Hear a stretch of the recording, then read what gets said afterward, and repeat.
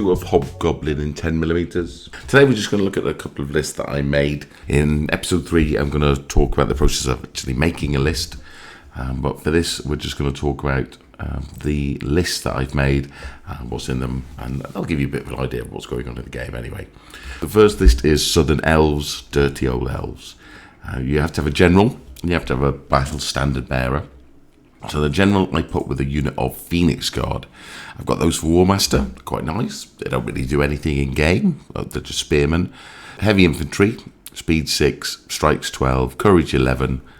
The strikes 12 is +2 because we've got the general in there.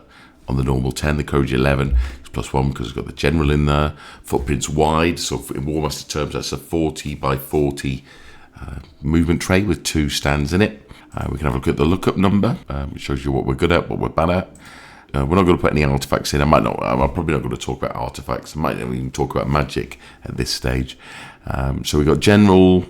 These are our keywords. General, command, hero. They come with the general. So we have elite, which allows us to add 1 to the number we need to hit. I think it's already factored into this lookup table.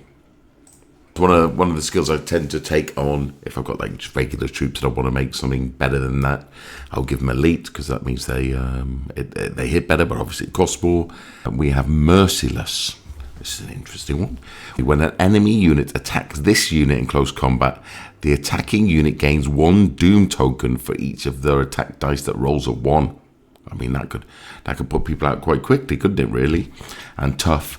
Tough came with heavy infantry and says when receiving doom tokens from close combat, this unit may ignore the first doom token received.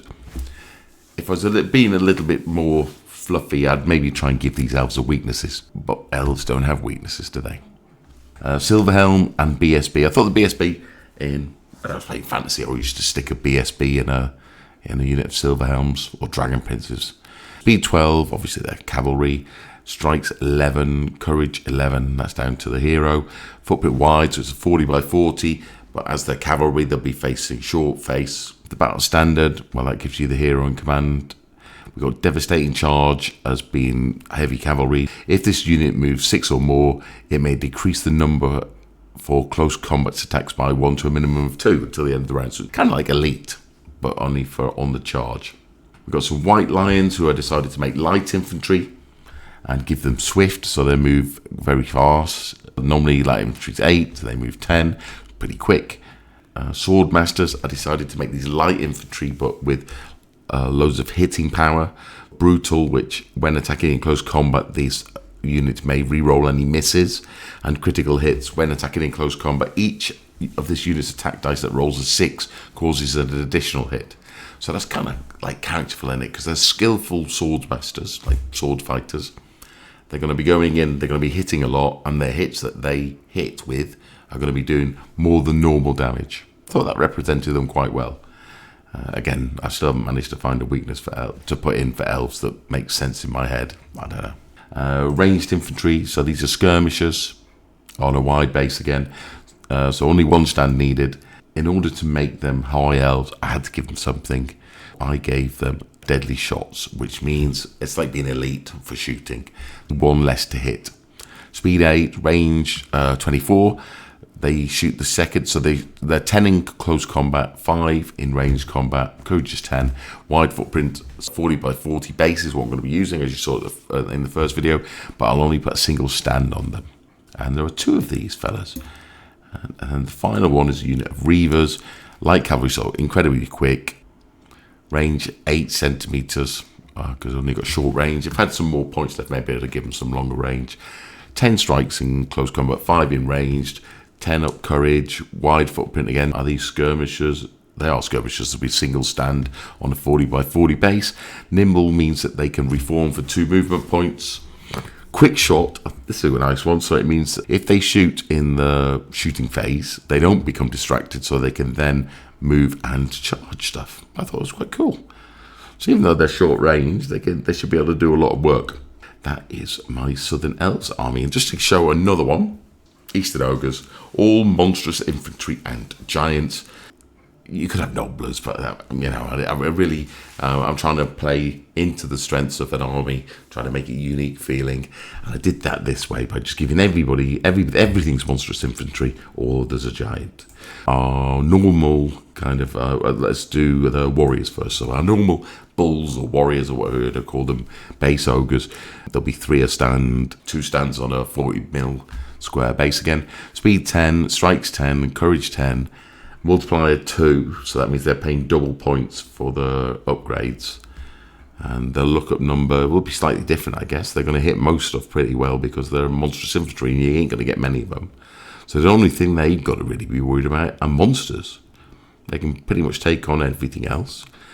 But they do have a big negative, and that's wild. So during the movement phase, this unit may not take any action that would result in it gaining the distracted keyword unless it also has a character type keyword within the unit, so hero, or a friendly unit with the character type keyword is within 4 inches.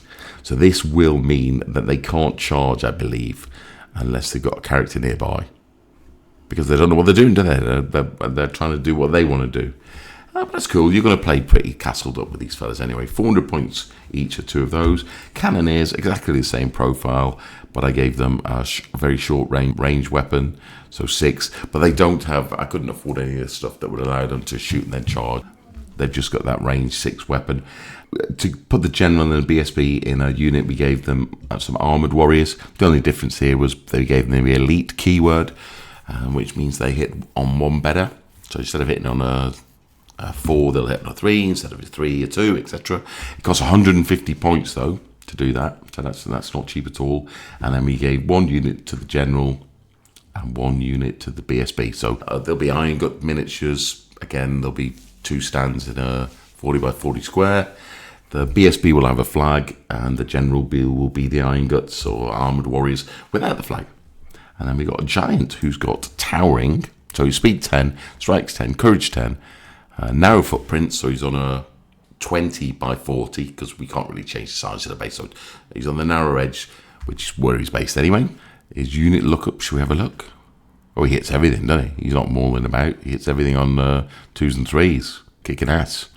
Towering, when this unit draws line of sight, or when another unit draws line of sight to this unit, they're establishing cover, intervening, or units or terrain may be ignored unless they are towering or elevated. So he's big. You can see over stuff can see over to him.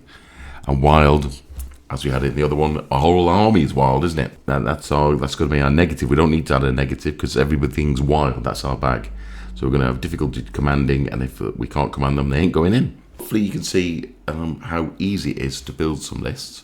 Even though everybody has access to mostly the same stuff, just by changing some of the words around, you can make things quite different. In episode 3, we're going to make a gnome army in honour of Paul.